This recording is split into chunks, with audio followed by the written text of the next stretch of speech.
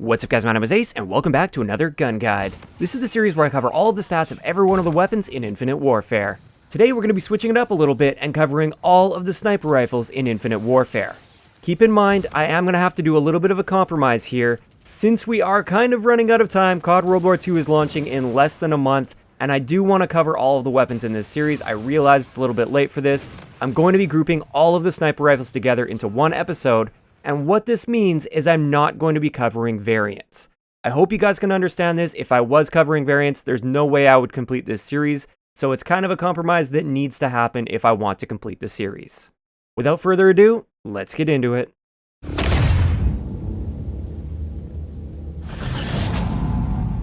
Alright guys, so let's kick it off with one of the most important stats with sniper rifles. This is going to be your one-shot kill areas. You kind of need to know this to be able to understand all of the stats that follow, because some of them will be clearly different than others, and most of that is due to the fact that they have different kill areas. So first up, the most powerful sniper rifle in the game, just damage-wise, is going to be the Trek 50. This will give you a one-shot kill anywhere in the body as long as you're not shooting through cover. The next most powerful sniper rifle is going to be the KBS longbow. This will be a one-shot kill anywhere in the lower or upper torso, neck, head, and arms. If you shoot him in the hands, you'll get a hit marker. If you shoot him in the legs or feet, you will get a hit marker as well. Now, really similar to that, we have the Proteus, which has the same multipliers, except also the hands will be a one-shot kill. But keep in mind, the Proteus is a little bit different. We're going to be looking at it in a little bit. You fire 4 pellets per shot, and this assumes that all 4 pellets hit. And also you'll notice a little 51 meters thing. The Proteus actually has a drop-off range, so it will only kill in one shot to these areas if all 4 pellets hit, and if it's within 51 meters. Beyond 51 meters, it will only one-shot if all 4 pellets hit the head or the neck. Next is the Widowmaker. The Widowmaker is a little bit weird. I treated this a little bit differently because it fires a burst of 2 bullets every time you pull the trigger. So technically, it can get a 1-burst kill anywhere in the body at any range. This means if you land both of your shots within that burst, you will definitely get a kill with the Widowmaker, but a lot of times this isn't the case. And I did want to point out, if you hit them in the neck or head with just 1 out of the 2 bullets in a burst, it will be a one-shot kill. Moving on to the TF-141, or the Intervention, this one has a pretty small one-shot kill area. It's the head, the neck, and the upper torso. You'll get hit markers if you hit them in the arm or the shoulder, and you'll get hit markers if you hit them in the belly. So you definitely have to be more precise with this weapon. Next up, we have the EBR-800, and this one is actually quite surprising. Since it's a semi-auto and it's got a decent fire rate, you would think it wouldn't really have a great one-shot kill potential, but it does. It actually has quite a good one-shot kill potential. This one is anywhere in the torso, so lower torso or upper torso, neck, and head. Once again, if you hit them in the shoulder or the arms or the hand or the legs or the feet, you will get a hit marker with the EBR-800. And finally, we have the DMR-1, and this one is more of a marksman rifle than a sniper rifle. It's meant to be treated as a 2-shot kill weapon, but keep in mind it will get a 1-shot headshot out to 40 meters. Beyond 40 meters, even if you're shooting them in the head, it's going to take 2 shots to kill. Just to have a quick look to make sense out of those ranges for both the Proteus as well as the DMR-1, since they do have that drop-off range. Here's the range chart right here. So as you can see, at 40 meters there, that's where the DMR-1 can 1-shot headshot. Otherwise, it's going to be a 2-shot kill. And then with the Proteus, out to 50 meters, that's its 1-shot torso range, assuming all 4 pellets hit. And this is one of the reasons that the Proteus gets a lot of hit markers at those really long ranges if you're treating it like a sniper rifle and trying to pick people off across the map. It's because of this damage drop-off range, combined with the fact that you have to hit all 4 pellets. Moving on to our hipfire comparison, as you can see here, most of the sniper rifles are exactly the same. So the KBS longbow, the Widowmaker, the TF-141, the Trek 50, and the EBR in sniper mode, they're all exactly the same when it comes to hip spread. Then we have the DMR-1, which like I said is more like a marksman rifle, so it actually has a little bit of a tighter hip spread, or quite a bit of a tighter hip spread, I would say. And then we have the Proteus, and the Proteus actually has by far the worst hip spread in the entire game. Moving on to another one of the most important stats with the sniper rifles, especially for the quickscopers out there, this is our aim down sight time. Keep in mind, these aim down sight times are without quick draw. With quick draw, for most of these sniper rifles, you're going to improve your aim down sight time by approximately 2 frames. So I've got these ranked in order from top to bottom. The DMR-1 is the fastest in the class at aiming down sight at 360 milliseconds, and it works all the way down to the EBR-800, which takes 460 milliseconds to aim down sight in sniper mode. As far as the quickscoping goes, when it just comes down to getting your shot on target as fast as possible, the Proteus, Widowmaker, and the Intervention all come out on top in this area. The KBS Longbow does lag a little bit behind these. Getting a little bit deeper into the stats with these sniper rifles, let's have a look at rate of fire. Keep in mind, with the rate of fire value on the Widowmaker, it's at 82 rounds per minute. This is not technically 82 rounds per minute, it's 82 bursts per minute. I treated each burst as if it was one shot because that's the best way to compare it with the other sniper rifles in the game. It wouldn't really make sense to have a look at the rate of fire within each one of those bursts. So it's pretty clear here that the semi-autos are going to come out on top, so the DMR-1 with 240 rounds per minute and the EBR-800 with 200 rounds per minute, but I would treat those as kind of a class of their own, and we'll have a look at the other ones in comparison to each other, because those are going to be the ones that tend to be the quickscoping sniper rifles.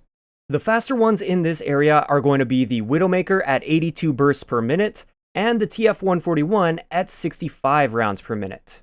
The KBS Longbow and the Proteus are a little bit behind those, and then finally we have the Trek 50, which is the slowest in the sniper class. Moving on to our mag size and our starting ammo, keeping in mind that the starting ammo includes the magazine that's in the gun when you spawn. You guys can pretty much just have a look for yourself. There's not too much to mention here aside from the Trek 50, and the Trek 50 is unique in that you don't have a magazine. You load each shot individually, so technically the magazine capacity on it is 1 round, but this is actually a positive thing, and you'll see that when we look at our reload times. For our reload times, as you can see, most of the sniper rifles kind of fall in that 1.6 to 2 second range. There's not too much variance among the sniper rifles here, they're all pretty similar, but the Trek 50 you'll notice has an NA there. You don't have to reload this gun, you simply rechamber until you're out of ammo. So therefore, the Trek 50 gets a pretty big advantage when it comes to reloading because you don't need to reload. As for our movement speed with these sniper rifles, there is some variance with a couple of them. Most of them are going to be at 94% movement speed, so the EBR-800, the Widowmaker, and the DMR-1 are all the same, and it's kind of average for the sniper class. KBS Longbow is a little bit slower at 92.5%. The Trek 50 is by far the slowest in class at 90%, which is comparable to an LMG. And then the TF-141 and the Proteus have extremely fast movement speeds. These are comparable to SMGs at 98%. One last comparison with these sniper rifles before we get into the miscellaneous sort of things and the little quirks of each of these sniper rifles, we're going to have a look at idle sway. Now, idle sway, just in case you're wondering, is just how much your scope moves around as you're aiming down sight without holding your breath. Keep in mind with the sniper rifles, all of them have the same idle sway speed, but we're going to have a look at the amounts because these are different. On the top end, with the least amount of idle sway, we have the TF-141 and the Widowmaker with a magnitude of 10. Then when we get onto the bottom end, we have the KBS Longbow and the EBR-800 with an idle sway magnitude of 50. So you actually have 5 times the amount of idle sway with these particular weapons. Now, just to give you guys a visualization of this, I'm not going to show you every single one of these rifles, but let's have a look at the lowest idle sway values with the Widowmaker compared to the highest idle sway value on the KBS Longbow. As you can see with the Widowmaker, when I'm aiming at this dot on this cylindrical pillar here, it doesn't really sway around it too much, and a lot of the times you don't even need to hold your breath with this weapon. Now let's have a look at the KBS Longbow. As you can see, there is a significant increase to the idle sway with the KBS Longbow, and the same goes for the EBR-800. With these particular rifles, it's really helpful to be using a variant that has focus on it, which reduces your idle sway by 50%, and also you're going to end up having to hold your breath quite a bit more with these particular sniper rifles. So finally, for the snipers, I want to have a look at some extras, because some of these sniper rifles behave completely differently than the other ones, and they have some unique properties, so we're going to have a look at those. First up, we have the EBR-800. This one has an alternate mode, which is an assault rifle mode.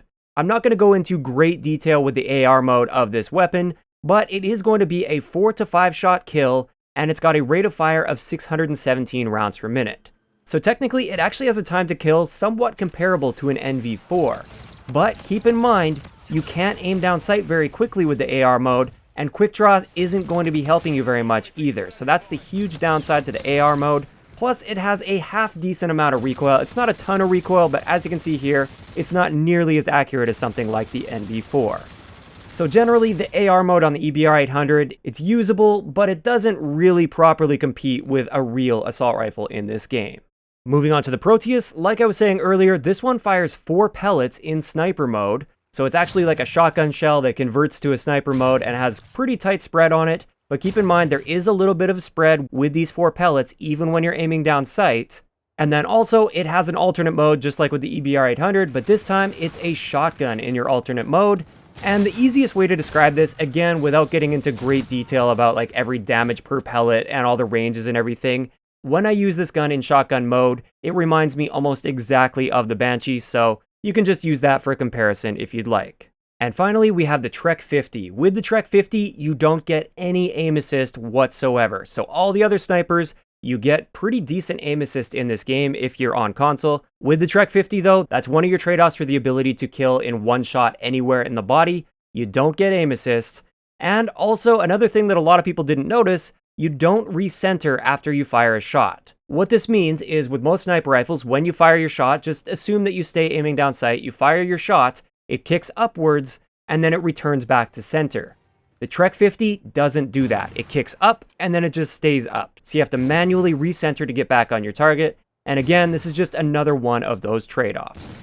So there we have it. That's going to wrap it up for today's gun guide comparing all of the sniper rifles in Infinite Warfare.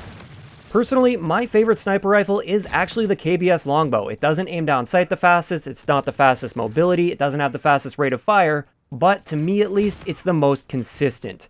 It's got a great one-shot kill potential. I rarely get hit markers with this weapon. It's got a decent enough fire rate and mobility and aim down sight time that I can compete with the other snipers just fine. And overall, I just feel like it's a nicely balanced sniper rifle. As for my preferred attachments when I am running a sniper rifle, always quick draw, because even though it only reduces your aim down sight time by a couple frames, oftentimes that's all you need in a gunfight in Call of Duty. Also, suppressor. This is something I didn't mention throughout this gun guide, but I will mention it here. Suppressor doesn't affect any of the one-shot kill sniper rifles. It does have an effect on the DMR-1's one-shot headshot potential, but as for all of the one-shot kill sniper rifles, it has no negative impact whatsoever. So suppressor I will often put on my sniper rifles just to keep me a little bit off the radar, at least while I'm sitting back and picking people off. And finally, depending on the sniper rifle that I'm using, I will often use a ballistic CPU. So something like the EBR-800 or the KBS longbow with its really high idle sway, I'm definitely going to be running ballistic CPU. But if I'm using the Widowmaker or the TF-141, I find the ballistic CPU to be not necessary at all. So there we have it. That's going to wrap it up for today's gun guide. I'd like to know in the comments section below, first off, did any of these results or numbers surprise you in this gun guide? And second, what is your favorite sniper rifle to use in this game? If you enjoyed the video, a like rating is always appreciated, and don't forget to subscribe for more if you haven't already. I'll talk to you guys next time. UAV on standby.